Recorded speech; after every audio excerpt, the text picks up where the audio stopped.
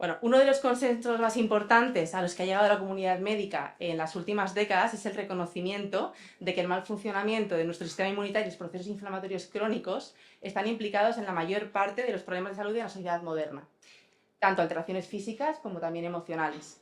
De hecho, las enfermedades inflamatorias crónicas han sido reconocidas como la causa más importante de muerte en el mundo, siendo hoy más del 50% de todas las muertes atribuibles a enfermedades relacionadas con la inflamación, como diabetes, cardiopatía isquémica, accidentes cerebrovasculares, enfermedad renal crónica, afecciones autoinmunes, ¿no?, de las que vamos a hablar muchísimo hoy, y también neurodegenerativas. No obstante, la inflamación, que es un concepto que hoy ya no es nada novedoso, pero que sí está muy de moda en los últimos años, es un proceso esencial para la supervivencia, ¿no? Siempre que se dé en respuesta a un contexto puntual con la consecuente capacidad resolutoria. La buena noticia es que después de esta introducción un poco como catastrófica, es que podemos hacer muchísimo desde nuestro estilo de vida, ¿no? Y la inflamación es realmente algo fácil de solucionar si sabes por dónde empezar. Y para eso tenemos hoy a NutriGaby, a Gaby Pocovi, que es doctora en medicina especializada en sistema inmune y autora del libro Atención con la inflamación, que quienes estáis aquí con nosotros lo podéis ver, y de hecho tenéis una copia cada uno, y de hecho vamos a hablar muchísimo hoy, ¿no?, de él. Así que bueno, bienvenida Gaby y gracias por venir. Nadie te mira hasta que no tengas un problema que realmente te esté matando. No nos toca vivir con dolor, ¿no? Desarrollé un trastorno de la conducta alimentaria, una especie de bomba atómica. Hay algo que no estoy haciendo bien. Entonces todo lo que yo hacía era ir muy hierba. Yo soy partidaria de entender el cuerpo como un todo. Si el paciente no tiene energía, ni ganas, ni motivación de hacer cosas, por más que yo se lo diga, no va a funcionar. Todos estamos en búsqueda también de esa serotonina siempre. Empezamos a dormir peor y ese dormir peor nos hace también tener más inflamación. Pues estamos expuestos a muchos tóxicos ambientales, pero eso me puede ocurrir 1, 2 días, 3 días, ¿sí? Alzheimer, de una demencia senil, de un Parkinson, de una esclerosis múltiple, entre otros. Gracias, Rocío, por la invitación y nada, encantada de estar aquí acompañándoles. Bueno, Gaby, la verdad es que yo leyendo un poquito el intro de tu libro, ¿no?, y aterrizándolo un poco todo, veo que también tienes una historia detrás potente, ¿no?, que de alguna manera quizá ha motivado, ¿no?, ahora nos lo cuentas, pues todo tu vuelco y toda tu involucración con el mundo de la salud, ¿no? Entonces sí que quería un poco para abrir pie, que nos cuentes o que nos hables de esa Gaby de 22 años, que quizá vivía inflamada, ¿no? Y bueno, ¿cómo atravesaste y qué ha sido determinante para ti estos años en cuanto a tu proceso de salud? Sí, totalmente. El libro, de hecho, lo empiezo así, ¿no? Hablando un poco de mi historia, del sistema inmune, cómo va evolucionando también con nosotros desde que somos muy pequeños. Yo me voy un poquito más atrás, ¿no? Yo realmente desde que creo que llegué a este mundo, desde como el tamaño de maña de mi hija, pues estaba estornudando siempre. Siempre tenía alergias, ¿vale? Las alergias, bueno, son una de esas primeras manifestaciones de un sistema inmunitario hiperreactivo, ¿no? Después de eso desarrollé un trastorno de la conducta alimentaria a los 15 años, una anorexia nerviosa, bueno, por esa parte de relación con la comida, restricción, perfeccionismo, entre otras cosas. Creo que todo ese estrés que supone psicológico un TCA unido a una predisposición genética, unido a unos hábitos que a lo mejor en su momento no eran los más adecuados desde la infancia, hicieron como una especie de bomba atómica, ¿no?, que poco a poco fue derivando en problemas que empezaron a partir de los 22 años, ¿no? Intestino irritable, ovario poliquístico, problemas de la tiroides, entre otros. Lo curioso es que a los 22 años, o sea, ¿por qué empezó un poco allí el viaje más profundo? Porque yo me estaba graduando de nutrición y dietética entre 22 y 23 años.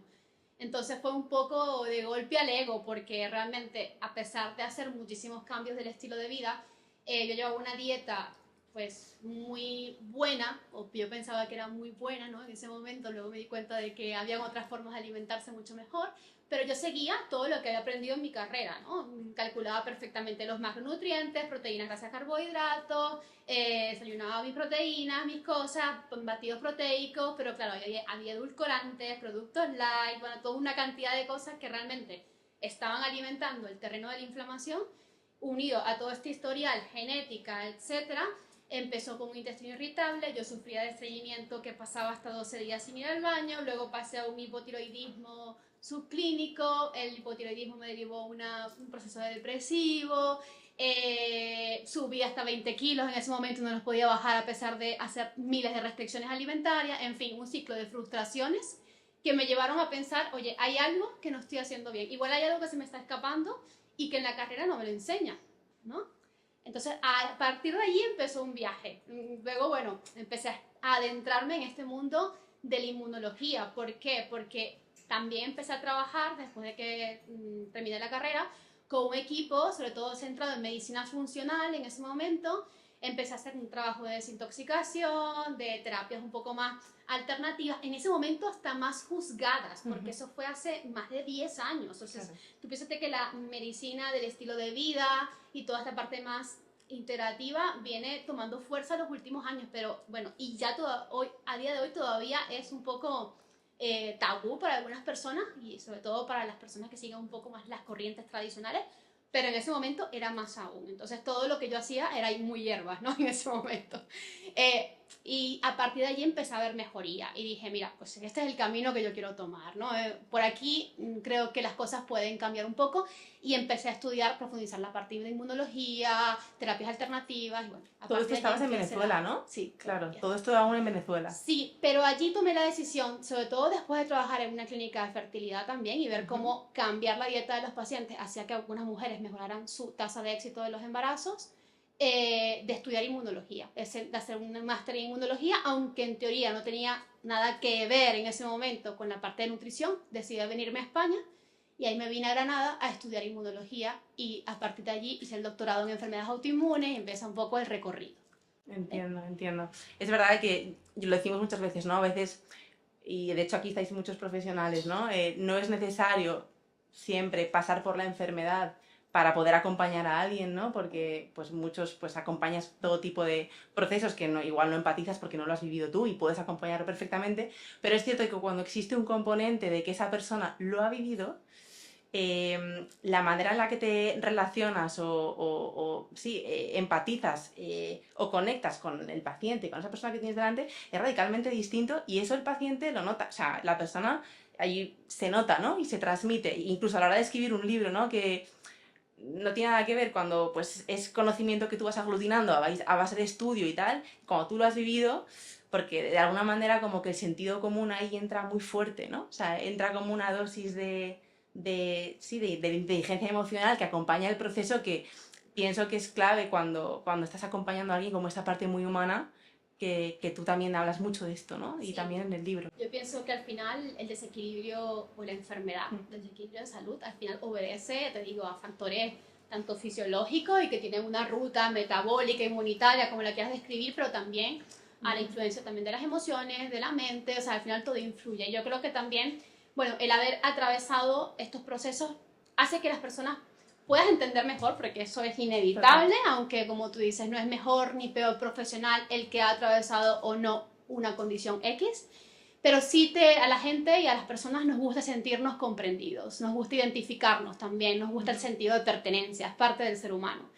Así que bueno, ese camino me llevó un poco al momento donde estoy ahora, donde también he profundizado mucho en la parte de inmunología, al estudio de la inflamación, al estudio de que hay cosas más allá que se nos están escapando desde la medicina tradicional que hemos hecho, ¿no? Y que realmente no es nada nuevo, porque te digo, las medicinas alternativas, la china, la ayurvédica y muchas otras ya vienen hablando de los procesos crónicos y de ver el cuerpo como un todo, ¿no? Y a integrarlo.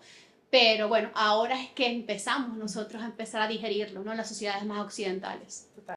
Y Gaby, quería lo primero, ¿no? Un poco para aterrizar también a los que nos están escuchando, nos escucharán más tarde, ¿no? No en directo como ahora, las causas, ¿no? ¿Cuáles son las causas o por qué nos inflamamos? Es como un poco back to basics, porque tenemos claro que hay una inflamación aguda, puntual, es me hago una herida, tal, que eso, bueno, ok, se resuelve y en principio no es problemática. Pero háblanos de las causas de esa inflamación como más silenciosa, silente, que acompaña constantemente. Por ponerlo en contexto, tú bien lo has descrito, ¿no? La inflamación es necesaria, sin inflamación nos hubiésemos extinguido hace un montón de tiempo, o sea, es decir, gracias a ella hemos evolucionado porque nos permite adaptarnos y poder defendernos contra miles de agresores a los cuales estamos expuestos a diario. Nuestro sistema inmune siempre lo hemos visto, bueno, como el sistema que nos defiende, y efectivamente es un sistema que nos defiende contra muchas cosas y agresiones que nos pueden pasar, tanto físicas como, bueno, de muchos tipos, y también emocionales, pues también son tipos de agresiones, ¿no? Pero ¿qué pasa? Cada vez estamos expuestos a más agresiones y hay muchas de esas agresiones que también tienen un componente, hemos visto como acumulativo, ¿no? ¿A qué me refiero, por ejemplo, con esto? A, por ejemplo, el tema de los tóxicos ambientales, ¿no? Que es un temazo y que evidentemente cada vez tenemos más carga tóxica. ¿Pero por qué? Porque los tóxicos tienen un componente generacional. Yo puedo tener tóxicos en mi cuerpo que ni siquiera en mi vida yo he estado expuesta, pero es que ha estado expuesta a mi abuela. Entonces, claro, de generación en generación vamos acumulando más pesticidas, más tóxicos que vamos transmitiendo de generación en generación, porque hemos visto que hay una transferencia importante, bueno, vía placentaria y a nuestras futuras generaciones. Entonces, claro, nacemos con una mayor carga tóxica, tenemos un ambiente pues muchas veces más contaminado, estamos expuestos a más disruptores endocrinos, en los plásticos, en todas estas sustancias, más aditivos, comida más procesada, más estrés psicológico, porque cada día tenemos más demanda, redes sociales, bueno, podemos nombrar muchos factores, pero en definitiva yo digo que describo algunos factores que son alimentación procesada, occidental, azúcares, etcétera, estrés psicológico, sedentarismo, que sin duda cada vez estamos más adictos a la silla, al sofá, porque también hemos cambiado mucho la forma en que trabajamos y producimos, los tóxicos ambientales, y bueno, ya podríamos hablar de a lo mejor más cositas puntuales, pero yo creo que a grandes rasgos esos son los factores que más están influyendo en que nuestro sistema inmune esté constantemente en un modo de defensa, porque claro, al final se está defendiendo contra todas esas cosas que están representando una agresión. De ¿Sí? hecho, Gaby, quería preguntarte por esto, ¿no? Que tú en el libro me encanta cómo relacionas todos los sistemas, ¿no? De hecho, es como que igual en la parte más convencional estamos muy acostumbrados a que se nos estudie, oye, me duele el estómago, me voy al digestivo, tengo un tema inmunitario, me voy al ok, pero cuando todos estos sistemas empiezan a hablar entre sí, ¿no? Me interesa que nos cuentes esta relación que existe entre nuestro sistema inmune, la inflamación y nuestras hormonas, que sé que es una pregunta bastante amplia, pero ahí hilada como tú consideres. Y esto es muy curioso porque de hecho a día de hoy, cada vez que hablamos de una patología en concreta, un intestino irritable o un ovario poliquístico, siempre las personas dicen, bueno, ¿a qué profesional debo ir? ¿Sí? Hemos estado muy acostumbrados y muy habituados a que siempre que tengo una patología en concreta voy a un profesional concreto. Yo soy partidaria de entender el cuerpo como un todo, porque un desequilibrio siempre obedece a que hay otro sistema que está desestabilizado, ¿sí? O sea, un desequilibrio hormonal, como podríamos decir un ovario poliquístico, puede deberse a que el sistema digestivo está afectado, ¿sí? Nuestro sistema digestivo tenemos una microbiota, ¿no? La microbiota es el conjunto de microorganismos que habitan en nuestro sistema digestivo, no solamente en el sistema digestivo, sino que también se encuentran en nuestros genitales, en nuestra boca, en nuestro sistema respiratorio, en nuestra piel, y todos estos microorganismos ya de por sí están conectados, ya de por sí se comunican entre sí. Entonces, si ellos están comunicados, llevan mensajes de un lado al otro. Una cosa curiosa es que también la microbiota tiene una estrecha conexión con el sistema inmune, con lo cual gran parte de nuestra microbiota modula el funcionamiento del sistema inmunitario. Eso por un lado. Luego también sabemos que a nivel digestivo, por ponerte una de las tantas conexiones que podrían enlazar el sistema inmune con el digestivo, con las hormonas. En el sistema digestivo tenemos un conjunto de bacterias que se llaman estroboloma, que se encargan de degradar, por ejemplo, los estrógenos. Los estrógenos son, bueno, una de las principales hormonas y de las más importantes en la vida fértil de la mujer, y que también los chicos también tienen estrógenos, ¿no? Pero principalmente tiene un papel en la mujer, en la ovulación, etcétera, y en la edad fértil. Los estrógenos son muy importantes porque nos permiten, bueno, tener energía, ovular, ser fértiles, entre otras cosas. Pero en su justa medida como todo en el organismo, ¿no? Unos estrógenos en exceso, pues nos pueden producir, pues, procesos inflamatorios, proliferación excesiva de las células, también pueden ser un pasaporte para endometriosis, ovario poliquístico y también, por ejemplo, cáncer, ¿sí? Procesos oncológicos en las mujeres. Entonces, al final, vemos cómo, por ejemplo, las bacterias del intestino, cuando están desequilibradas, pueden degradar peor los estrógenos, y esos estrógenos en exceso pueden darme lugar a que yo tenga, pues, por ejemplo, una endometriosis. Es muy simplista decir esto. Hay muchos otros factores implicados, pero puede ser uno, ¿sí? Entiendo, entiendo. Y estoy pensando yo, Gaby, como en la típica persona que te dice, ok, yo nunca me pongo mala, ¿no? Es que esto ocurre muchísimo, ¿no? Yo no me suelo poner mala, no cojo infecciones, no tengo catarros, sin embargo estoy muy mal de la tripa, no voy al baño, ¿no? Cosas así, pero eso, como una clara resistencia inmune, por simplificarlo, ¿no? ¿Esto significa que el funcionamiento del sistema inmune de esta persona está perfecto? Claro, fíjate, esta es otra cosa muy Ujú, importante porque de hecho me han hecho muchas entrevistas y me dicen, bueno, pero ¿la inflamación crónica qué es? ¿Es una enfermedad? ujú. Digo, no, no es una enfermedad, es el caldo de cultivo, ¿vale? Para que desarrollemos enfermedades, es decir, es el ambiente que propicia que tus células, digamos, no funcionen bien y por tanto permita el desarrollo de enfermedades. Entonces, ¿qué pasa? Hay muchas personas que por el hecho de no tener una enfermedad diagnosticada en un papel o una prueba que diga yo tengo X, hasta que no tenga X, yo no se supone que tengo ningún tratamiento ni debo hacer ningún cambio en mi vida. Y realmente la inflamación crónica supone una serie de malestares, de problemas que sí te limitan la calidad de vida y que sí se pueden considerar realmente una patología, porque vivir con falta de energía, cansada, con intestino irritable, con diarreas, con estreñimiento, con malestar, con migrañas, oye, te puede limitar muchísimo la calidad de vida. Igual no es una enfermedad degenerativa y que te esté, digamos, afectando, o no es un resfriado frecuente, ¿no? Cuando hablamos de ponernos malos. Pero realmente el escenario de inflamación crónica casi siempre viene representado por afectaciones, como te digo, del sistema nervioso, fatiga, cansancio, niebla mental, dolor de cabeza, problemas digestivos, ya sea de estreñimiento, diarrea, intestino irritable, gastritis, entre otros.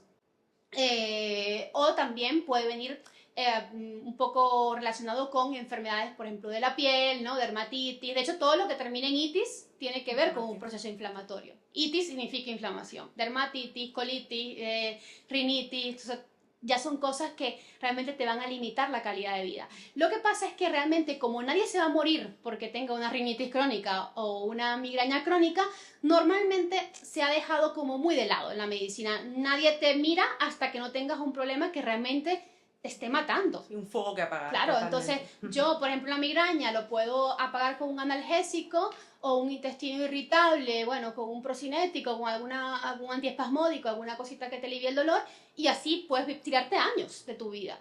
Pero claro, mal viviendo, ¿sí? Entonces realmente deberíamos darle más cabida a la importancia de trabajar el escenario de inflamación crónica porque, ojo, también puede ser bastante discapacitante, sobre todo cuando afecta la parte del sistema nervioso, porque se puede traducir en problemas de ansiedad, de depresión, de niebla mental, de dificultad para concentrarte, entre muchas otras. De hecho, se ha estudiado muchísimo, ¿no? Cada vez más la relación que existe entre una alteración de la microbiota con enfermedades de depresión, con trastornos mentales, ¿no? Háblanos un La poco de esto. neuroinflamación, Eso es. de hecho se describe como un concepto neuroinflammaging o neuroinflamación, y es un proceso que evidentemente tiene que ver porque el sistema nervioso también está conectado con el intestino. O sea, el intestino tiene la microbiota, que es, digamos, ese conjunto de microorganismos. Esa microbiota tiene también una profunda conexión tanto con el sistema inmunitario como con el sistema nervioso. Tenemos también en el intestino una barrera que se llama barrera intestinal por la cual absorbemos los nutrientes. Curiosamente tenemos una barrera también en el sistema nervioso que se llama barrera hematoencefálica. Pues esas dos barreras, al parecer, son muy amigas. Cuando una está desequilibrada, la otra también. Eso hace que a mi organismo, o cuando tengo un intestino inflamado, eso hace que ese intestino pues, pueda ser permeable a sustancias inclusive tóxicas, inclusive a tu sistema nervioso puedan viajar toxinas, ¿sí? Esas toxinas van a desequilibrar, por supuesto, tu estado de ánimo, tu nivel de energía, tu capacidad de concentrarte, y a largo plazo se han descrito como inclusive responsables de enfermedades neurodegenerativas. Te estoy hablando de, por ejemplo, una enfermedad de Alzheimer, de una demencia senil, de un Parkinson, de una esclerosis múltiple, entre otros, ¿vale? Y Gaby, ¿tú cómo abordas en consulta, por ejemplo? Es que esto ocurre mucho, ¿no? Que muchas veces te viene una persona por supuesto con problemas digestivos o con problemas a nivel inmunitario, pero también con una profunda depresión. Entonces, te dicen, ok, no tengo ganas de vivir, o sea, tengo depresión diagnosticada, y a la vez tengo mucho problema, o sea, que es el huevo o la gallina, ¿no? Porque, claro, o sea, tu vida también, tu fisiología te predispone a unos pensamientos, pero esos pensamientos también retroalimentan tu fisiología, ¿no? Entonces, allí, por dónde comes tú la tostada? Esto es una pregunta bastante compleja, ¿vale? Dependerá mucho del caso, del momento, etc. Pasa tanto en personas con una depresión profunda, con un estado de ansiedad severo, como también mujeres o chicas con TCA, ¿vale? Con anorexia nerviosa, que también hay un desequilibrio a nivel mental y a nivel físico, ¿sí? ¿Por dónde empiezo? ¿No? Trabajo con un cambio de alimentación cuando esta persona no tiene ni puñeteras ganas de moverse de su cama, ¿sí? Porque es complicado, ni tiene ganas de hacerse unas judías verdes. Para cambiar cosas necesitas energía, está claro. Entonces, yo soy partidaria de que, bueno, todo es cuestión de evaluar el momento, pero si se encuentra en un momento de crisis, de brote a nivel psíquico, a veces es mejor darles pie a que toda esa situación se ponga un poco en lugar y empezar a trabajar desde el punto de vista pues de alimentación, de cambio de hábitos. También hay que tener una formación para hacerlo. No todo el mundo, por más que seamos nutricionistas y por más que trabajemos en esta área, podemos tratar a una persona con una alteración depresiva o con un TCA. Bueno, pues hay que tener un lenguaje, digamos, un trato muy empático, muy suave, con cambios muy poco a poco y sobre todo entender que cada paso que dé va a ser suficiente, ¿vale? Entonces, bueno, requiere también mucha comunicación y un trabajo multidisciplinar entre el nutricionista y el psicólogo, pero yo sí soy partidaria de bajar un poco pues a tierra esa revolución a nivel emocional para luego poder incidir a nivel físico, porque mi experiencia es que si el paciente no tiene energía, ni ganas, ni motivación de hacer cosas, por más que yo se lo diga, no va a funcionar. Y Gaby, de hecho es uno de los títulos de un capítulo, ¿no? Que a mí me llamó la atención y me dije, le voy a preguntar esto tal cual. ¿Disbiosis es igual a inflamación o inflamación es igual a disbiosis? Que también es un poco es el huevo o la gallina, porque es que esto también, ¿no? Cuando hablamos de disbiosis, por ponernos en contexto, hablamos de que nuestra microbiota está desequilibrada, nuestras bacterias, nuestros microorganismos están desequilibrados. Hoy en día hablamos mucho de muchos tipos de disbiosis. Por ejemplo, hoy en día se escucha mucho el SIBO, ¿no? Famoso SIBO, la candidiasis, también los parásitos. Podemos tener diferentes tipos de disbiosis y no siempre van a entrar dentro de estas clasificaciones. A veces simplemente pues tenemos una alteración de nuestro equilibrio de la microbiota. Como les dije, la microbiota modula el funcionamiento del sistema inmunitario, por tanto modula la inflamación, porque la inflamación es controlada por el sistema inmunitario. Pero realmente, y esta es un poco mi postura, después de haber estudiado muchas teorías y formas de verlo, yo diría realmente que es la inflamación que influye en la disbiosis. ¿Y por qué? Porque las bacterias son seres vivos, al fin y al cabo, seres vivos que se van a adaptar a un medio, ¿vale? A un caldo de cultivo. Bueno, el que ha trabajado con biología sabe que se pueden hacer cultivos celulares, en una placa de Petri, puedes ver cómo crecen microorganismos, etc. Si tú le das un medio de cultivo X, va a proliferar diferente que si le das otro medio de cultivo. Entonces, si tú tienes un medio de cultivo donde hay niveles altos de azúcar en sangre, donde hay pues una nutrición inadecuada, donde hay deficiencia de vitamina D, me estoy inventando, ¿no? Si tus bacterias están en ese caldo de cultivo, pues es imposible que a lo mejor esas bacterias estén equilibradas y van a hacer lo posible por sobrevivir. Van a favorecerse aquellas que a lo mejor tengan más potencial de supervivencia y posiblemente aquellas que sobrevivan no van a ser las más adecuadas para tu cuerpo. Y esa disbiosis, ese desequilibrio que se genera, va a hacer que se genere más inflamación. Entonces se genera como una especie de círculo vicioso. Pues mi caldo de cultivo es inadecuado, esas bacterias malas, entre comillas, porque no es que sean malas, sino que sobreviven las que tienen que sobrevivir. Y sobre todo algunas oportunistas crecen, ¿no? Como la Escherichia coli, que nos produce infecciones de orina, entre otras. Y, pues bueno, esas bacterias malas aumentan el potencial inflamatorio de tu cuerpo y entonces, bueno, entra un poco la pescadilla que se muerde la cola. Entiendo. ¿Vale? Y bueno, una de las miles funciones, ¿no? Que se habla de muchas, ¿no? Que tiene la microbiota es la de sintetizar serotonina, ¿no? Y esto yo te lo he escuchado muchísimas veces también, ¿no? Que el descanso, ¿no? Es una de las principales o elementos clave en la modulación de la inflamación, ¿no? Y en nuestra respuesta inflamatoria. Entonces, Cuéntanos qué es esto de la síntesis de serotonina desde la microbiota, qué tiene que ver con el triptófano, con la melatonina, qué tiene que ver con el sueño, un poco todo esto. Bueno, serotonina, pues alegría, felicidad, ¿no? La sabemos un poco todos, todos estamos en búsqueda también de esa serotonina siempre. El intestino tiene un papel muy importante porque también las bacterias del intestino, esta microbiota, también permite convertir el triptófano, que es el precursor, en serotonina. Entonces, si tenemos una microbiota desequilibrada, en disbiosis, no vamos a poder hacer bien esa conversión. Y por tanto, si mi serotonina no es suficiente, ¿vale? O si los receptores no están funcionando bien, que también puede suceder, pues voy a tener más tendencia a la apatía, a la depresión, ¿vale? Y por eso es tan importante y por eso influye mucho nuestras bacterias en nuestro estado de ánimo, ¿sí? Por otro lado, también la serotonina puede modular el apetito. Entonces, si tenemos a veces alteraciones en la microbiota, puede que también nuestro apetito se vea mal regulado a la alza o a la baja. Normalmente lo que tiende a pasar es que no somos capaces de poder muchas veces hacer una buena selección de los alimentos. Es decir, cuando tengo poca serotonina corporal, poca dopamina también, voy a tener más tendencia a, bueno, a escoger alimentos pues azucarados, procesados, etcétera, buscando también ese placer que muchas veces no tengo interiormente. Por eso es que también muchas veces cuando hacemos un trabajo de mejorar tu alimentación, de pues, mejorar tu microbiota, pasa que poco a poco ese apetito en exceso o esa ansiedad, entre comillas, por comer, se va regulando casi sola. Entonces yo soy muy partidaria, de hecho, en el tema de muchas veces pérdida de peso, que no lo trabajo directamente, sino de forma indirecta, de trabajar un poco digamos, el espectro inflamatorio, porque cuando mejoras, digamos, la inflamación, cuando mejoras la microbiota, el paciente poco a poco aprende a comer y a reconciliarse pues con la verdadera comida que le viene bien, ¿no? Al fin y al cabo. Y luego también tenemos a la melatonina. La melatonina es una, bueno, para mí es una hormona, no solamente es la hormona del sueño, es una hormona antiinflamatoria, y eso es algo que no nos cuentan. Por eso es que al dormir nos regeneramos, nos sentimos descansados, tenemos energía al despertar, ojo, si dormimos bien y descansamos bien, ¿no? Y si tenemos buenas concentraciones de melatonina. Otra de las cosas que pasa y que tiene que ver con la salud intestinal es que cuando tenemos disbiosis intestinal, la melatonina la dejamos de producir en cantidades suficientes. Por esa razón, nos cuesta más conciliar el sueño.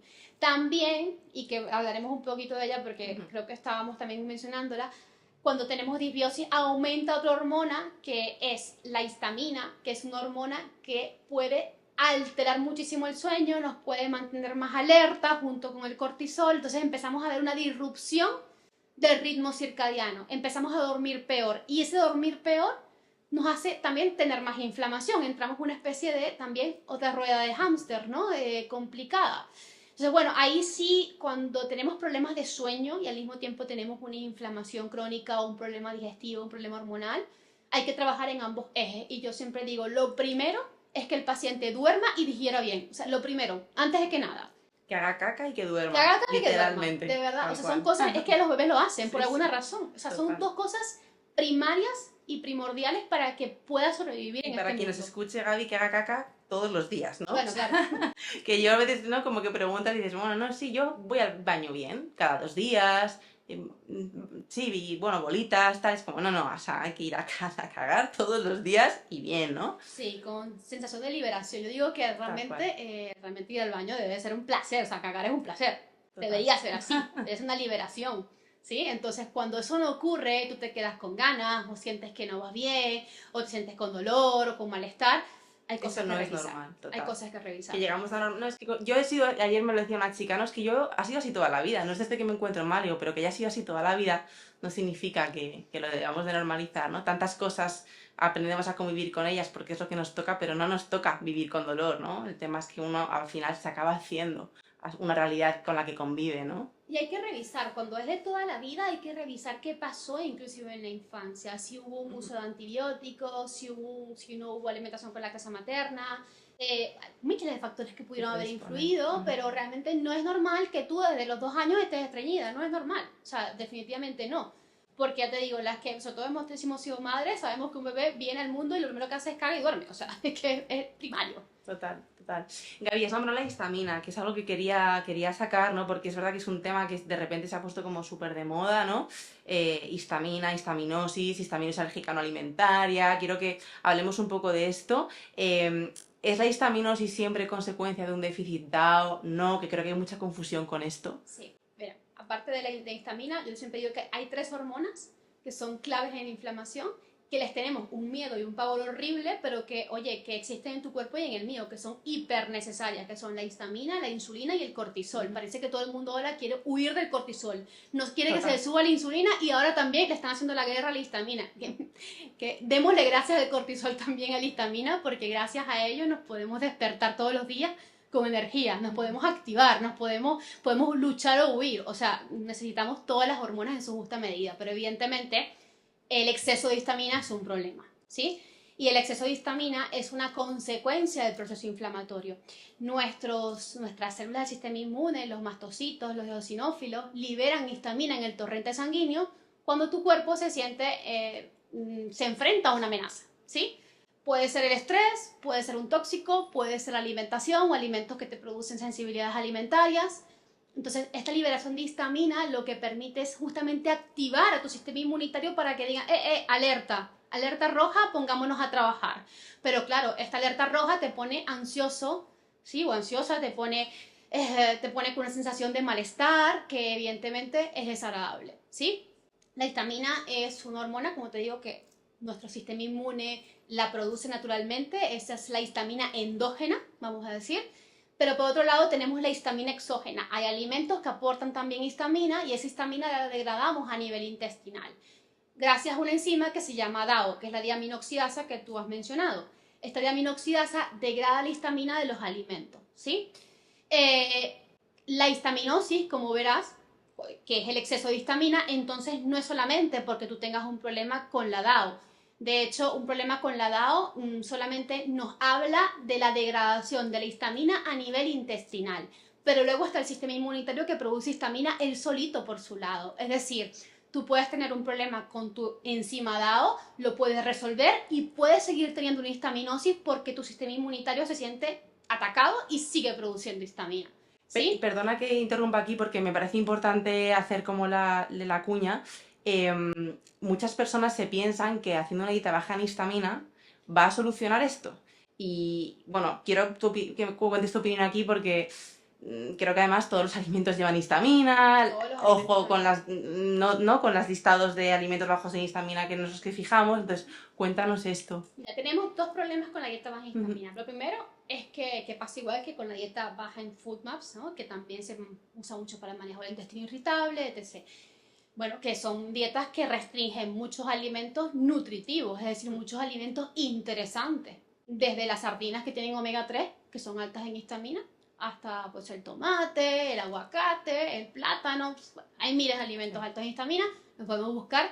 Pero, ¿qué pasa? Cuando yo restringo estos alimentos, puede que note cierta mejoría porque si tengo un poquito o una ligera alteración en mi actividad de la DAO, porque la DAO es una enzima, como te dije, que producimos a nivel intestinal y que puede verse afectada, de hecho, si tengo una disbiosis intestinal o tengo un intestino inflamado, me voy a encontrar mejor porque ya no está ingresando tanta histamina en el sistema y a pesar de que mi sistema inmune sigue produciendo, bueno, el pool de histamina es menor. Al final y al cabo me voy a encontrar un poco mejor. Esta mejoría puede ser puntual por unas semanas, unos meses, pero eventualmente voy a volver a recaer. ¿Pero por qué? Porque hay un momento en que ya voy a volver a aumentar esos niveles de histamina y que inclusive hay algo que pasa y es que se va a afectar tanto mi dieta y la calidad de mi dieta que a largo plazo no voy a poder sostener este tipo de dieta.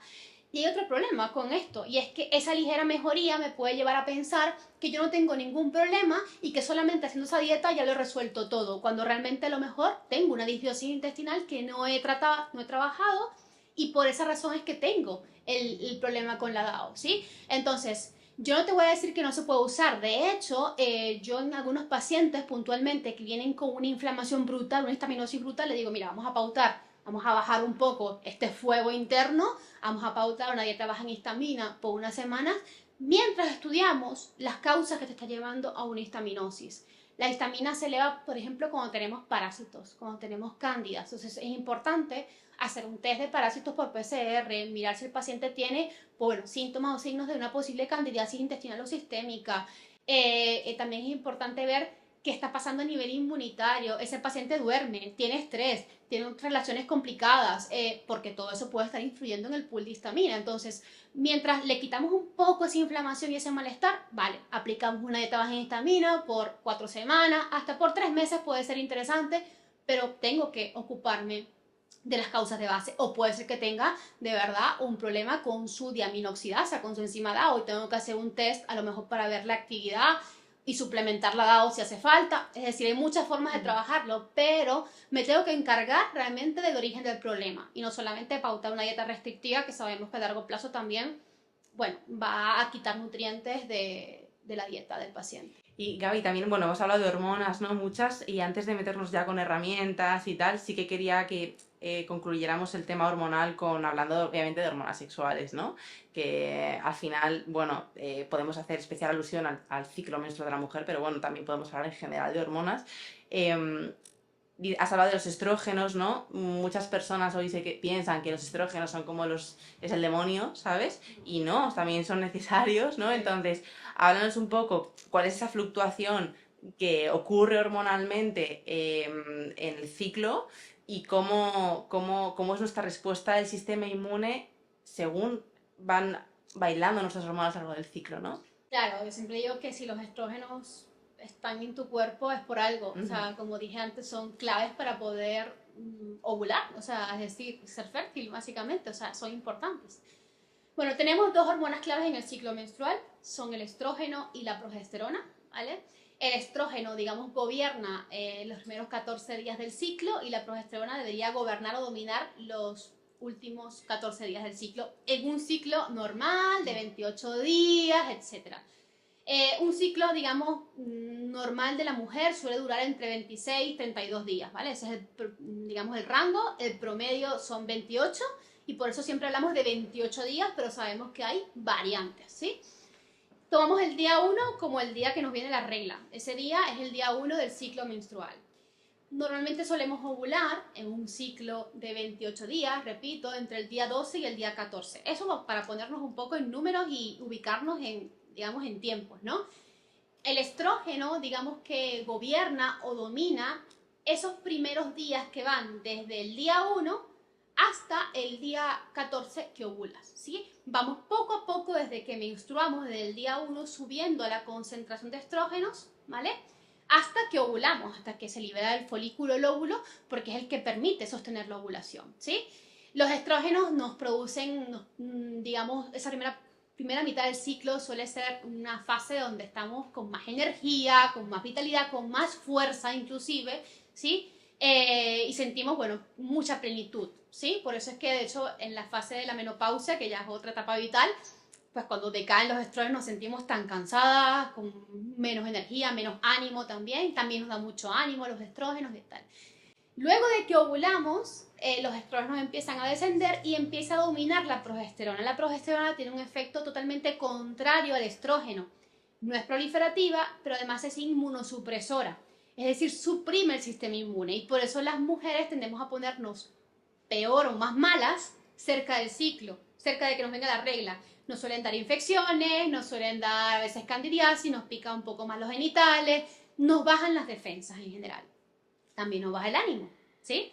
También nos sentimos más cansadas, es decir, es parte un poco de la fisiología dentro de una normalidad. Es decir, lo que no es normal es sentirte excesivamente cansada, con un síndrome disfórico premenstrual, que es que no te irritas con mucha facilidad, te duele la cabeza, con malestar. Es decir, estas fluctuaciones son un poco normales, pero dentro de hay que diferenciarlo, ¿eh? Yo para eso recomiendo también un poco asesoría profesional, pero bueno, esto es un poco cómo se comporta el ciclo. Entonces, mientras que en la primera fase nuestro sistema inmune está súper bien, batallando con todo, en la segunda parte está un poco más relajado y permisivo, permite muchas veces las infecciones.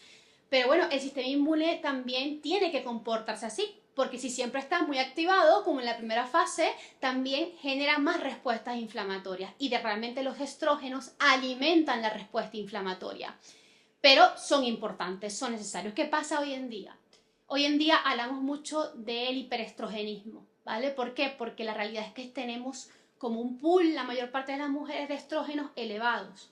Esto por varias razones, ¿sí? Por tanto, porque la progesterona, por ejemplo, es una hormona muy sensible al estrés, entonces si yo tengo altos niveles de estrés, es difícil que esa progesterona domine la segunda parte del ciclo y el estrógeno pues se vuelve más dominante. Y si el estrógeno se vuelve más dominante, de hecho, la descamación del endometrio en la menstruación es mayor, ¿sí? El engrosamiento del endometrio, eso lleva a que la regla sea más dolorosa.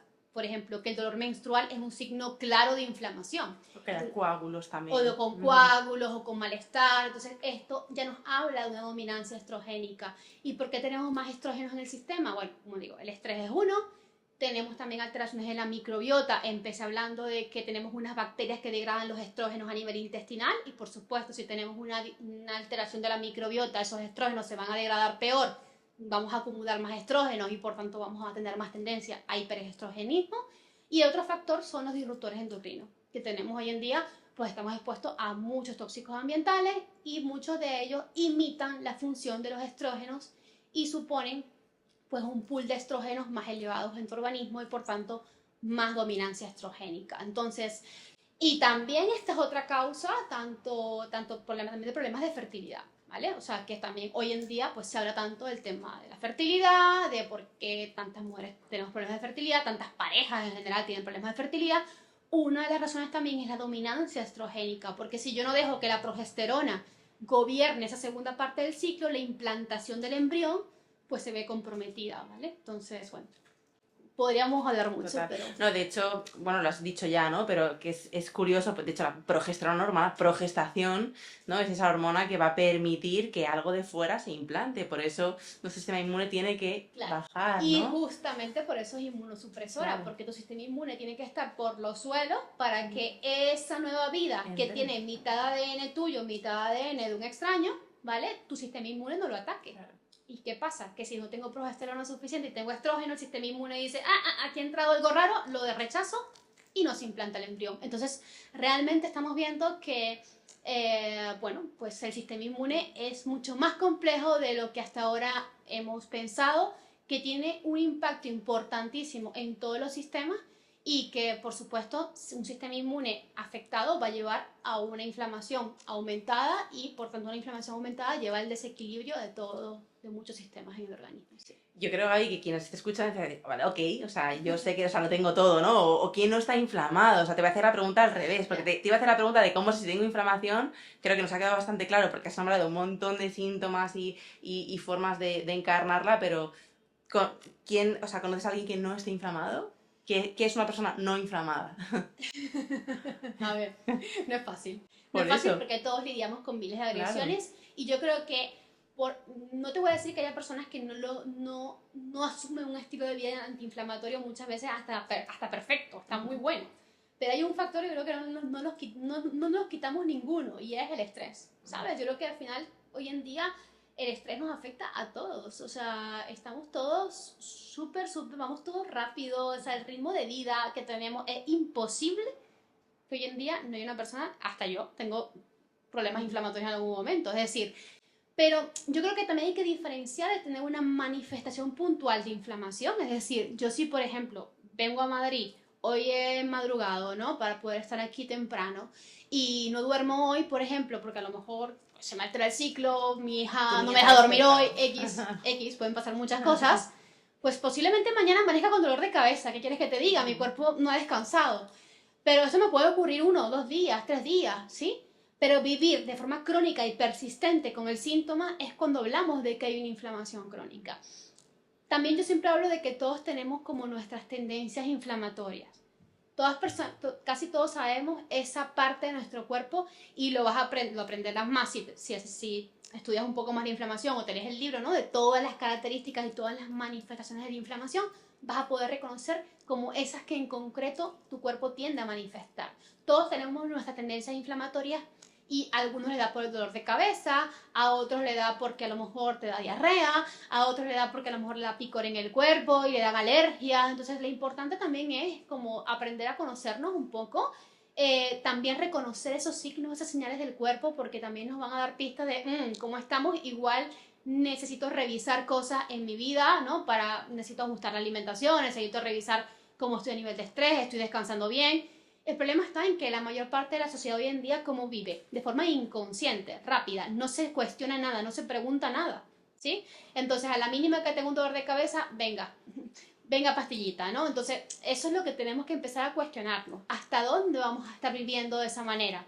¿Sí? Porque evidentemente ahora mismo a lo mejor no tienes ninguna patología, ¿no? Pero puede eso a la larga convertirse en una Yo creo que esto patología. sale en casi todos los podcasts, esta idea de que el cuerpo susurra hasta que chilla, Susurra. ¿sabes?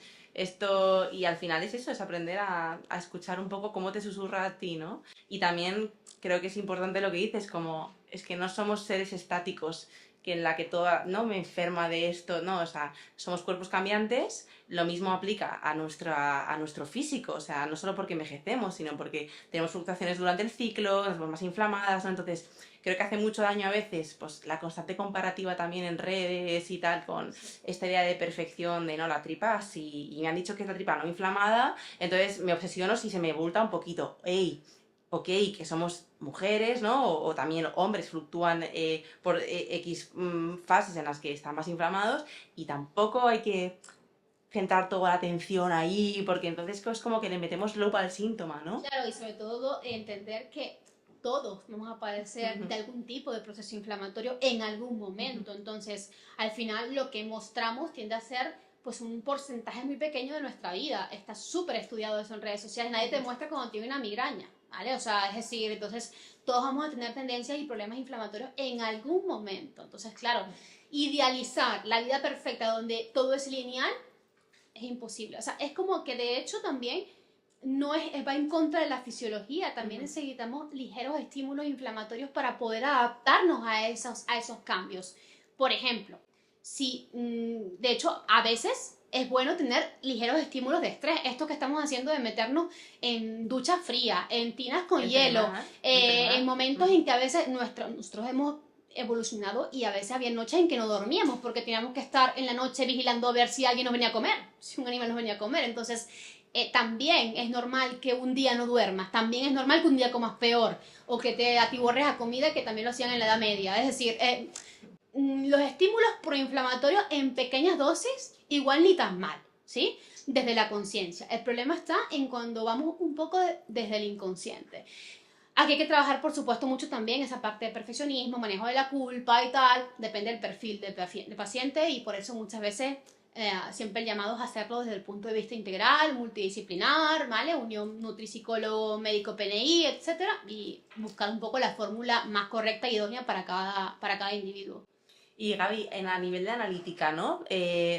Marcadores que tú digas, esto yo lo veo en una analítica y vamos a hablar de rangos funcionales, ¿no? No de esto de no hace falta que esté negrita en la analítica, sino qué es lo funcional y cuando se escapa de allí, ¿qué me dice que una persona está inflamada?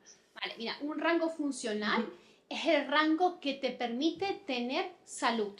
O sea, es decir, cuando estamos acostumbrados a que nos hacemos una analítica en sangre y cuando vemos los asteriscos o los colores en rojo es cuando, uff, igual debo mirarme esto, igual tengo un problema. Pues realmente esos asteriscos y valores en rojo nos hablan de que ya hay un desequilibrio en un determinado órgano o sistema. Cuando hablamos de un valor funcional, hablamos del valor que te permite tener salud antes de que se convierta en enfermedad. Es decir, yo no tengo que esperar que un valor esté en un asterisco para decir, oye, igual esta transaminasa, esta enzima hepática, está un poco desviada hacia la derecha. Igual me estás haciendo un poco, hay inflamación del hígado, igual hay un hígado graso, igual hay que ver qué está pasando en el hígado. Es decir, eso es lo que permite la medicina funcional y los valores funcionales, de detectar el problema antes de que se convierta en una patología o un desequilibrio, ¿sí? Entonces, hay ciertos valores que nos permiten un poco ver cómo está tu cuerpo, cosas en las que yo me fijo en una analítica y que considero importantísimas. El hemograma para mí da muchas pistas, ¿vale? Casi siempre hemos visto, bueno, tiene anemia o no tiene anemia, sistema inmune, bueno, hay un asterisco, pero no pasa nada. A ver, hay cosas que nos dicen mucho. Por ejemplo, bueno, tu hemoglobina, que es, pues bueno, nos permite ver un poco cómo estamos manejando, si hay anemia o no hay anemia, y cómo estamos manejando pues el nivel de oxígeno en sangre, nos permite también es un reflejo indirecto también de cómo están las reservas de hierro. Entonces, una hemoglobina por debajo nos indica muchas veces que hay una mala absorción de hierro o muchas veces un problema intestinal o de disbiosis, etcétera, ¿vale? También una hemoglobina muy por encima nos habla muchas veces de que hay un exceso de hierro en el sistema, ¿vale? Y eso puede llevar a que haya un estrés oxidativo, ¿vale? Entonces también, es decir, tanto a la alza como a la baja, ya nos da pista de cómo está funcionando el sistema y que hay ciertas cosas que igual hay que regular. Luego está la parte de toda la parte de linfocitos, glóbulos blancos, eosinófilos, etcétera, que también son muy interesantes porque nos permiten ver un poco las tendencias inflamatorias. Cuando tengo unos linfocitos, por ejemplo, un poco más por encima, que casi siempre la tendencia nos habla de tendencias inflamatorias a nivel, sobre todo sistémico, celular, ¿vale?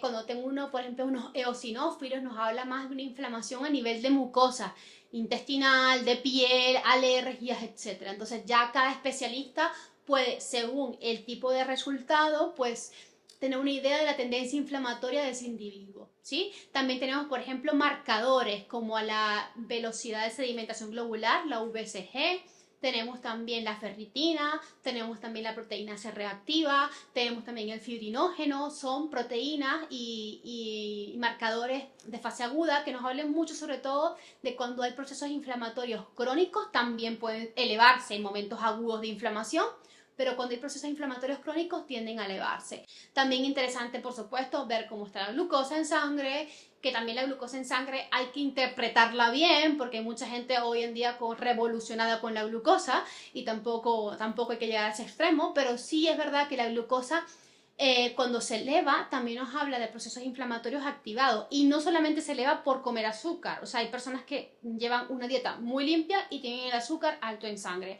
y normalmente se debe a que hay infecciones o inflamaciones también subagudas allí. Bueno, panel de lípidos, enzimas hepáticas también me parecen fundamentales porque son indicadores claves, las transaminasas hepáticas.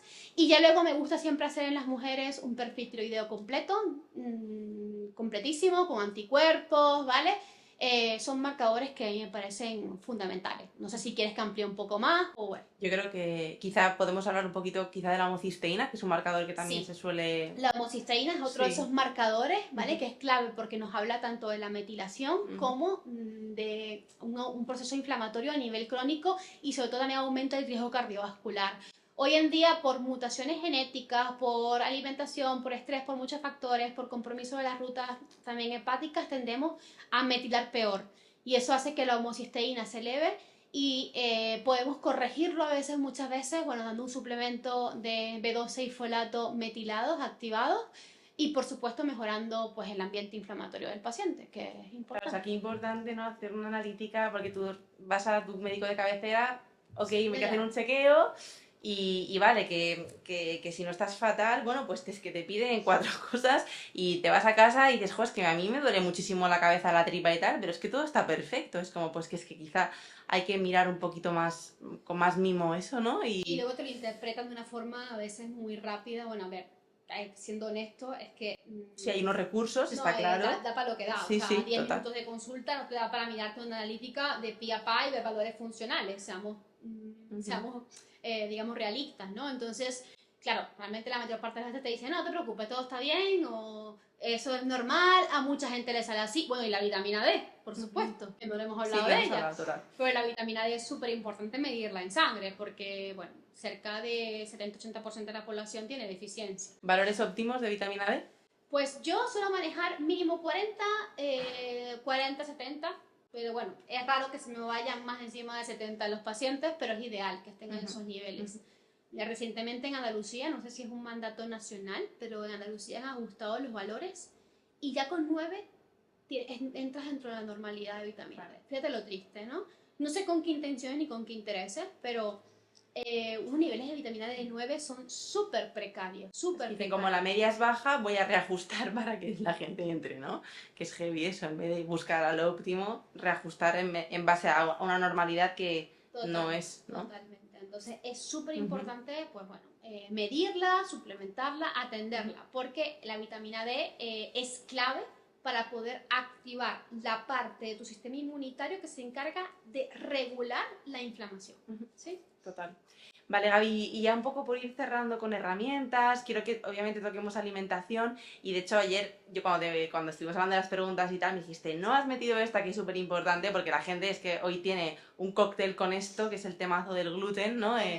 Gluten sí, no, si soy sensible, o sea, ¿qué pasa con el gluten? ¿Qué pasa con el gluten en la inflamación? Gente que no es celíaca o no tiene sensibilidad al gluten diagnóstica, ¿debería retirarlo o no?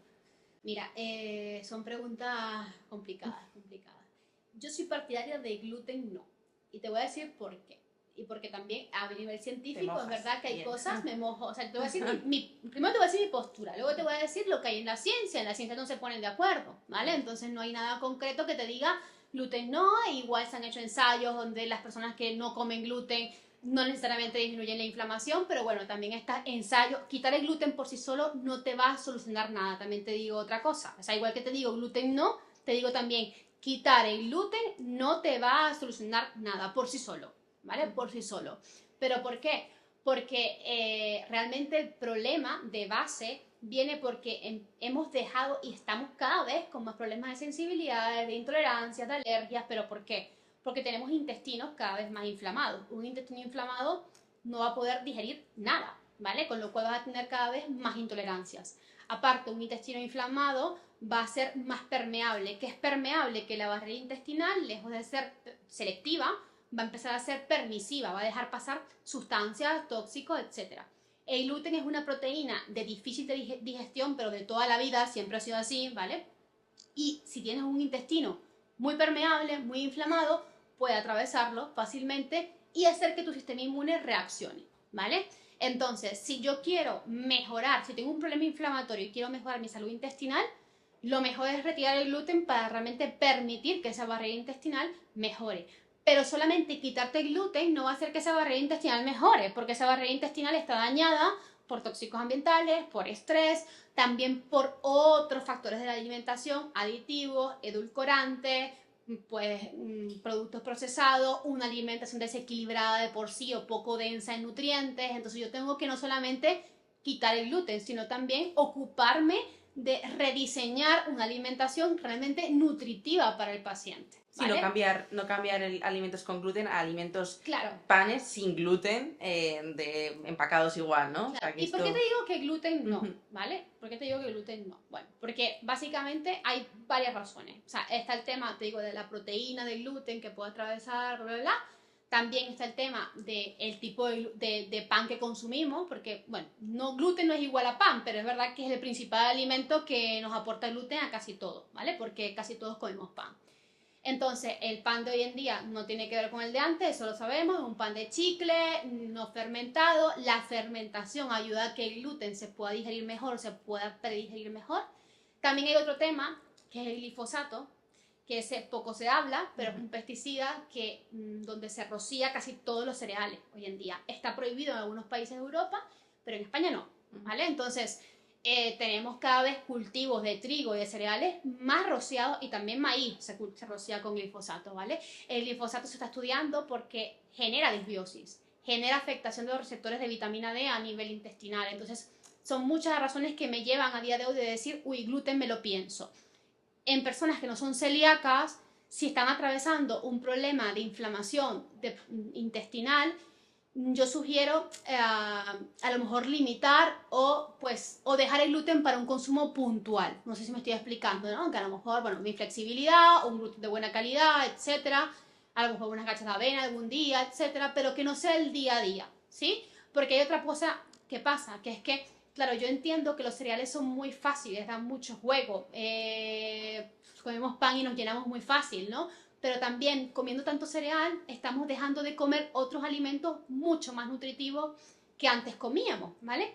Vísceras, grasas de calidad, yemas de huevo. Entonces, ¿qué pasa?